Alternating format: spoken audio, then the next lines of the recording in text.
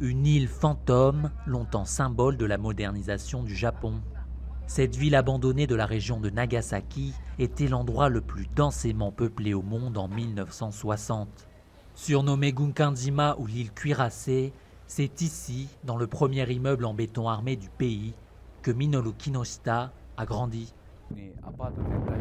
On jouait souvent au chat et à la souris dans tout le bâtiment. Mais il arrivait qu'on ne trouve personne tellement c'était grand. Pour moi, cet immeuble était comme une aire de jeu où j'ai pu m'amuser pendant des heures.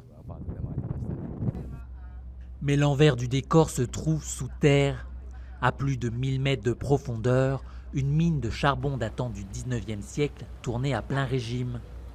Plus de 400 hommes se relayaient 24 heures sur 24 dans des conditions extrêmes.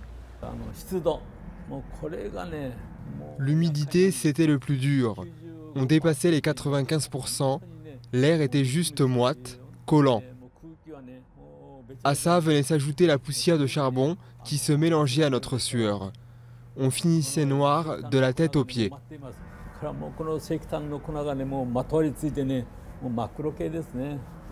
Après la Seconde Guerre mondiale et le virage énergétique en faveur de l'or noir, le cuirassé jette définitivement l'ancre en 1974. Mais Gunkanjima retrouve un nouveau souffle. En 2015, elle est classée au patrimoine mondial de l'UNESCO. Un statut controversé, car pendant la première partie du XXe siècle, la mine a eu recours au travail forcé de Chinois et de Coréens, dont les pays ont été partiellement occupés par l'Empire japonais.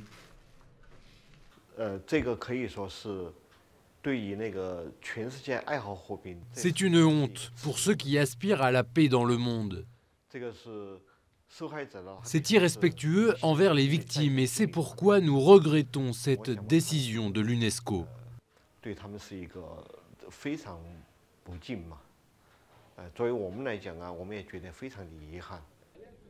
Mitsubishi, l'ancien propriétaire de l'exploitation, a fait un premier pas vers la réconciliation en dédommageant une dizaine d'ouvriers chinois de ces sites japonais. En Corée du Sud, une procédure est en cours, mais aucun ouvrier n'a été à ce jour indemnisé.